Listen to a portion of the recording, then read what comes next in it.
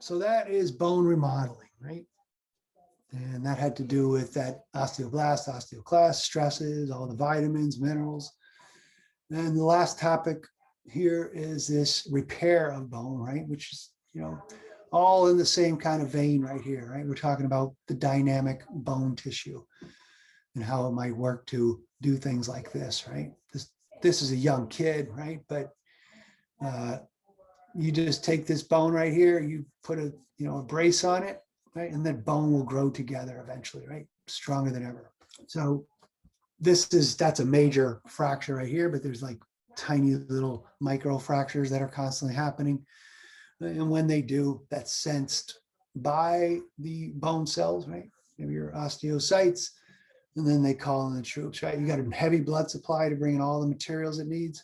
And then the osteoclast kind of take that whatever part and reform it so that the osteoblast can move in and form new bone, right? So there's going to be this general process going on with bone repair, just all the time, minor fractures and stuff like that. So let's oppose this to these associated bone structures, right? Your bones are attached to other bones through ligaments. They're attached to muscle through these tendons, right? They're all dense, regular connective tissue, right? Collagen fibers, basically, right? That's the white part over here coming off the muscle. And one thing about that dense, regular connective tissue is it was very poorly vascularized, right? You didn't have a whole bunch of blood vessels.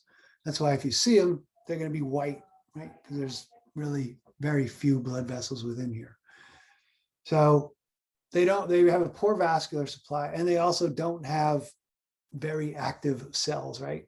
Their function is not to remodel themselves all the time. Their function is basically like a very sort of inert strap, right? Connecting the muscles to the bone.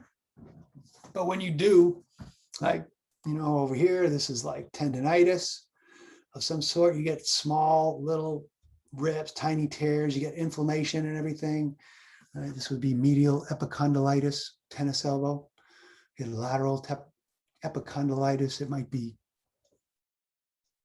surfer's elbow, right? But in any case, you get these things and they take a long time. Even if they're minor little things, they take a really long time to repair. When they do repair, right, they bring in new collagen fibers and you get scar tissue, right? It never quite is as good as it was before, as opposed to bone. When you get those little micro fractures or whatever, little tears and stuff, they'll replace themselves and they'll be just as good as ever, right? You get this scar tissue when you start repairing like tendons and ligaments. Right, so this is known, you get hit on the knee, like football players and stuff, they get hit on this side right there. Their medial collateral ligament, their menisci tear. I don't know if we haven't gone over joint structures yet, but all these are ligaments and fibrocartilage pads, right? That when you do damage them, you basically got to get, go in there and replace the tissue or get them all sewn up. They don't do a good job at repairing themselves. This is your medial lemnisci, right? Your medial collateral ligament, anterior cruciate ligament, your ACL, right? So you've probably heard of these structures before. So for the menisci, right, that's going to be a fibrocartilage pad, right? When that tears, you can get these damage in here. And again, the repair process for these is more like either like fibrous kind of fibrous tissue in here, and it's never quite as good the same, right? So a lot of people, like football players with this kind of damage, they just get this whole like pad replaced somehow rather than trying to sew it up. Because after you're a certain age, cartilage just takes a really long time to heal, basically. When you're still developing, up until you're done with puberty, it will repair itself to a much greater degree. But cartilage, tendons, and ligaments, right? They don't do so well. Here's my hand a couple of years ago. Like I broke my first metacarpal here. Here's my scaphoid. These are bones you'll be learning soon. And I busted it in the head right here, off here, and they had to put a screw in. Basically, they drilled it through my hand and then they pinned it together, right? That's a That's a sesamoid bone, by the way. It grows in between your tendons in between there, just like your kneecap. In any case, this took, once they stuck this in there, they stuck a metal kind of thing in there, and then the bone just grew around that whole thing, right? Totally replaced it. There's a little bump here now, but otherwise it's totally fine, right? On the other hand, the injury that I had was also messed up my shoulder and a couple of other ligaments. That took like 3 times longer than this total break did, right? Just from minor like tears and stuff. The doctor didn't see anything up there, but because it was, tendons, right? It just took a really long time to repair, like get finally back to about normal.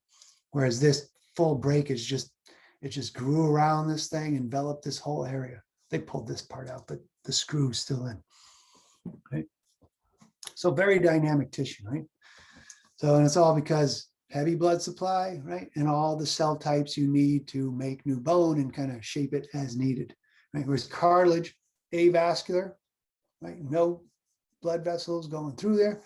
When you get some kind of tear in here, it calls in like other elements, right? You might have like even bone formation within your cartilage, or much more fibrous tissue as opposed to cartilage repairing it. And it's never quite as good as new, right? That brings us to this whole bone repair thing, right? So I'm just going to walk you through real quick and then we're done about the couple steps here and what might be happening in this mending of bones, right? What are the steps right here, right? So first thing, it's called the reactive phase, right? You get a breakage, blood vessels are burst, they break, and they're letting out all the stuff that broken blood vessels do, histamines, and you get this big response, inflammatory response going, right? And then you start to what's called this fracture hematoma, this clump of blood cells forming around the injury site right there, right? And because these blood vessels going into it are broken, the bone cells in there start to die, right? Which is going to further cause this further inflammation response within here, right? So this is that hematoma that you might hear of, the fracture hematoma right here, right? Big swollen area where the general immune response. So that takes a couple weeks, and then all the immune cell types are starting to clean up. They're cleaning up all the dead blood cells, right? Fibroblasts, right, around the outside of the periosteum, move into the space and create collagen to start to connect those two regions. And then following that, bone stem cells will move into the area. They're going to develop into chondroblasts, those cells that make cartilage, right, and produce fibrocartilage in this area, right? So you get this, what's called a fibrocartilage or soft callus right over here, right? This massive repair tissue that's going to kind of stitch together these two pieces before the actual bone forms right there. And then as this process continues, right, osteoprogenitor cells, those bone stem cells, they come in, they make more osteoblasts. The osteoblast starts to convert the fibrocartilage, right, this chunk right here, they start to replace it with actual bone tissue, making new trabecula. So this is going to form your bony callus over here. You might have this big swollen area at first, right, based on this initial hematoma, right, where it's replacing all that. And one of the big things is new blood vessels are growing in, and bone cells are much more active in replacing this. And then that last phase, right, it's going to be remodeling, right? You've healed up, you replaced all the fibrocartilage, right? And then also maybe that extra outside, the bump that was there is going to get slowly goes away as well, right? You may have a little area of thickened bone around there, but otherwise, you can look at this and you would never know it happened, right?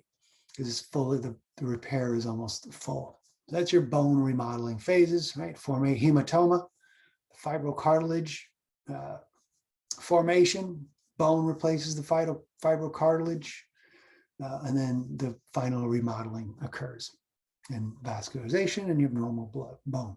So is it